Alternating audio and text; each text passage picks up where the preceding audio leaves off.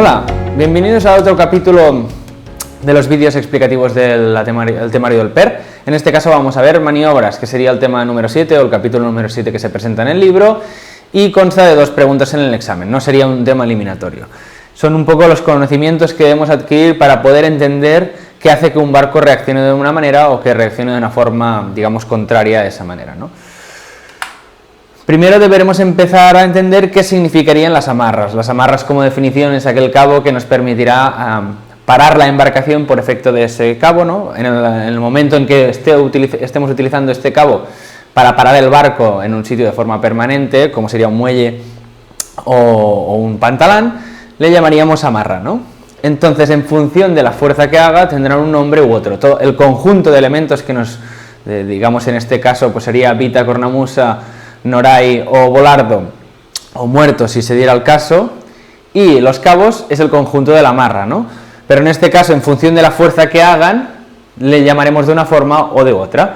Primero tendríamos el largo de proa. El largo de proa, obviamente, como el propio nombre indica, lo tenemos en proa, y viene de más a proa que la propia proa del barco, y lo que evita es el desplazamiento hacia la popa. Es decir, evita que la embarcación se mueva hacia la popa. No evita ni desplazamiento lateral, ni evita el desplazamiento hacia proa. Única y exclusivamente evita que el barco se vaya hacia popa. Luego tendríamos el través de proa. En este caso, este sí que la única función que tendría sería evitar el desplazamiento lateral. Le permite moverse el barco hacia proa y hacia popa, pero no desplazarse lateralmente. Y por último tendríamos el spring de proa. Viene de la popa, respecto a la cornamusa, ¿no? Digamos, y hace la fuerza contraria, es decir, evita que el barco se mueva hacia proa. Luego tendríamos lo mismo en popa, largo de popa, través de popa y spring de popa, e incluso podríamos tener aquí también springs en la línea de través e incluso un través en el través, ¿vale? En función de la disposición del barco y de las cornamusas que tengamos, pues lo único que cambiará es el nombre que va acompañado, es decir, de proa, de proa, de proa o de popa, de popa, de popa. En este caso, si se pusieran en la línea de través, serían de través, spring, de proa o popa, y luego tendríamos través en el través.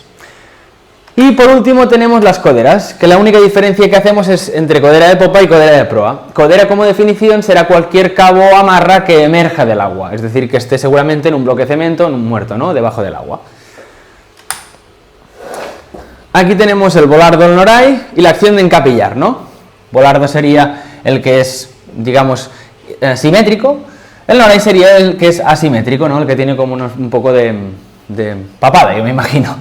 Luego tenemos la acción de encapillar, que sería poner una gaza dentro de un elemento de amarre. No hace falta que sea ni un volardo ni un noray, podría ser también una cornamusa o incluso una vita. Esa acción de poner esa gaza en este elemento de amarre que tendríamos en el puerto se llama la acción de encapillar. Y deberíamos hacerlo como se ve aquí. Es decir, si nosotros somos, digamos, el segundo o el tercero en encapillar en un elemento de amarre, deberíamos pasar nuestra gaza completamente por dentro de la primera gaza que encontremos o incluso la segunda y luego encapillar. Así permitiríamos que el primer barco y el segundo barco, o digamos que estas dos amarras, puedan ser liberadas sin hacer falta sacar nuestra gaza del elemento de amarre. Luego tendríamos la definición de amarrar por seno, que sería que ambos chicotes del cabo estarían a borde de nuestro barco. ¿Eso qué permitirá? Tal y como está hecho en este ejemplo, no sería la amarra más segura, porque claro, un poco en función del movimiento del barco, podría ser que en este caso esta amarra pasada por seno se moviera un poquito, destensara y saliera. Normalmente, si quisiéramos hacer una amarra por seno, lo haríamos entre medio de la cornamusa, ¿eh? Sería un poco así. Si esto fuera el elemento de amarre y fuera la cornamusa, lo pasaríamos por aquí y no alrededor de él, ¿vale?, para ser un poco más segura esta amarra por seno. Lo que permite es poder desencapillar este cabo sin hacer falta que nosotros abandonemos el barco o bajemos del barco. Única y exclusivamente liberamos un chicote, sería un extremo del cabo, y recuperamos del otro. Luego pasará por la cornamusa o el elemento de amarre que tengamos en puerto y volverá a bordo, sin tener que nosotros bajar. Y también tendríamos la acción de adujar, que es importante. Adujar sería ordenar de una forma correcta un cabo para su estibaje, para ser guardada, digamos, pero se debe adujar de una manera en concreto para que se pueda desadujar de una forma rápida, que no tenga nunca ningún nudo ni que tengamos que perder tiempo, porque si podemos necesitar un cabo en una situación de emergencia, que no tengamos que tardar media hora en deshacer todos estos nudos que pueden tener, ¿no? Luego tendríamos dos definiciones, que serían tomar vueltas, la acción de tomar vuelta en una cornamusa, o una vita también, porque sería exactamente lo mismo. El nudo que se hace y tomar vueltas es exactamente lo mismo, lo único que cambia un poco es la forma que tendría, ¿no? El elemento de amarre. Y por último, hacer firme. Recordamos que este nudo sería la vuelta de cornamusa, o también se llama vuelta de amarra. Gobierno. Diferenciaremos entre dos tipos de gobierno, el gobierno con caña o el gobierno con rueda de timón. Da igual si es una o dos, y aquí da igual si es una o dos también, porque hay barcos que tienen gobierno con caña y tienen dos cañas, ¿vale? La única cosa que esto sería un símil al elemento de gobierno, esto sería un poco similar al volante de un coche, es decir, cuando nosotros caigamos a una banda, la proa de este barco caerá hacia esa banda, y en el caso del gobierno con caña, pues deberíamos hacerlo al revés, ¿no? Si nosotros queremos caer a estribor, la caña deberá ir a babor. Dextrógira y levógira. Recordamos que esto ya lo habíamos visto en nomenclatura, pero vamos a hacer un poco de flashback para que quede claro, porque en este caso, en el tema de maniobras, es bastante importante saber si un barco es dextrógira o es levógira, porque veremos que va estrictamente ligado a qué consecuencias creará este giro de la hélice, ¿no? Digamos que los dextrógiras o las hélices dextrógiras serán aquellas que en el sentido de marcha avante giran en sentido horario, ¿no? Y las levógiras, en el mismo sentido de la marcha avante, será en sentido antihorario. Obviamente ambas hélices, cuando giren en marcha atrás, girarán al inrevés, ¿no? Siempre que encontremos un barco que tenga dos motores, es más que probable que ambos sean, es más que probable que uno sea dextrógira y otro levógira, como en este caso que vemos aquí. ¿Por qué?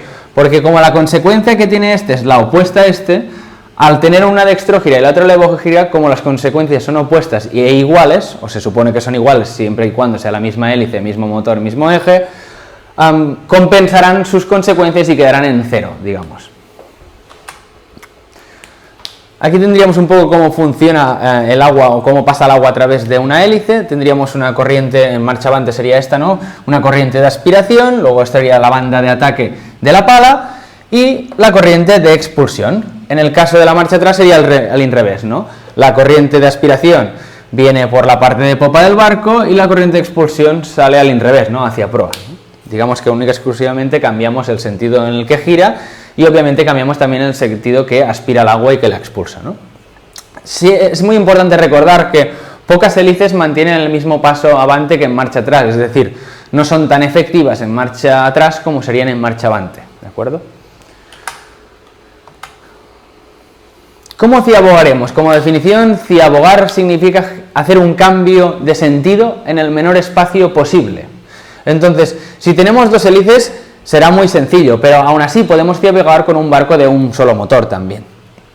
En este caso, cuando ciaboguemos con un barco de dos hélices, lo que haremos es orbitar sobre nuestro eje.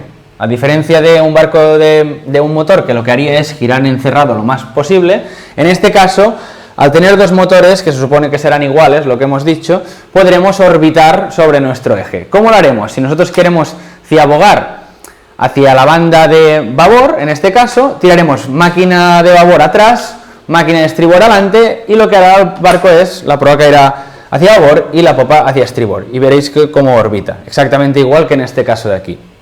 Si queremos hacerlo al revés, es decir, que la proa caiga a estribor o ciabogar hacia estribor, sería motor de estribor atrás, motor de babor avante, y lo que haríamos es ciabogar hacia la banda opuesta, y orbitaríamos, si tuviéramos dos motores.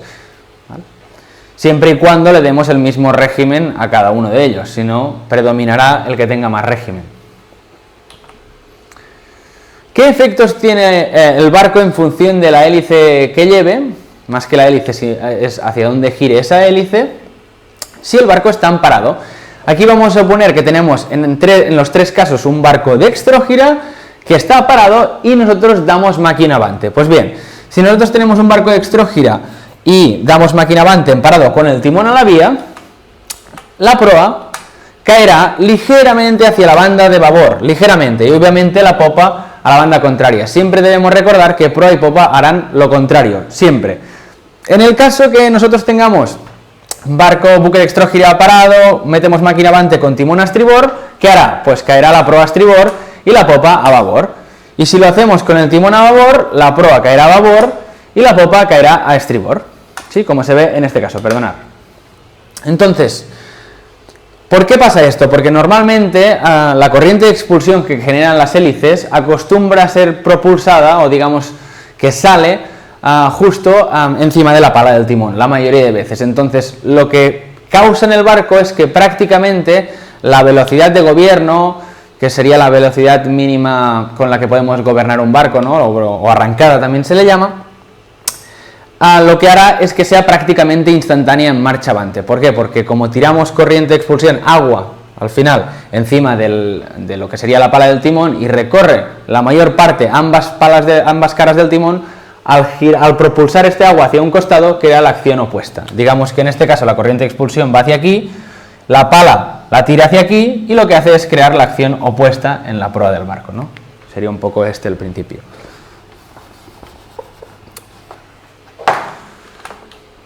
Diferentes tipos de atraques, sería abarloado, es decir, siempre que nos pongamos con un costado, puede ser pegado a un barco, nos podemos abarloar a un barco o nos podemos abarloar a un muelle. Esto se entenderá como amarrar el barco con uno de sus costados, ya sea estribor o babor. Y un amarre de punta hace referencia si nosotros nos ponemos, como si fueran los coches, no un poco en batería, con la popa al muelle o la proa al muelle. Esto sería amarre de punta. La influencia que tiene el viento sobre el barco nos crea un abatimiento. Normalmente se dice que el viento abate, y la corriente deriva. Entonces, nosotros tenemos un rumbo verdadero que es aquel que seguiremos respecto al norte, ¿no? De forma idílica, sin tener ningún tipo de perturbación, es decir, ningún tipo de abatimiento por culpa del viento, ni ningún tipo de deriva por la corriente, ¿no? Entonces, realmente, esto, cómo calcularlo sería temario del patrón de IATE, pero se debe conocer qué significa el abatimiento y la deriva, y también qué los causan, aparte de qué rumbo nos darán como final. Es decir, digamos que el rumbo verdadero sería un rumbo idílico, ¿no? Sin ningún tipo de perturbación a nuestro alrededor, pero por culpa de el barco acaba haciendo algo así. La proa apunta al rumbo que nosotros habíamos marcado, pero realmente el barco no se desplaza en este rumbo. ¿Por qué? Porque tiene un abatimiento, que aquí lo tenéis. Esto sería el grado del abatimiento y esto como resultante saca un rumbo de superficie, que sería sumando un rumbo verdadero a un abatimiento que nosotros tengamos por culpa del viento. También pasa algo similar en el caso de la corriente. La corriente deriva, en vez de crearnos un abatimiento nos crea una deriva y como resultante saca una línea que se llama rumbo efectivo. Lo mismo de nuevo aquí tendréis la deriva, que eso también tendrá una intensidad horaria de la corriente. En el PER es única y exclusivamente entender qué son estos conceptos y saber que existen, no cómo calcularnos ni cómo hacerlo en la carta. Y esto sería todo.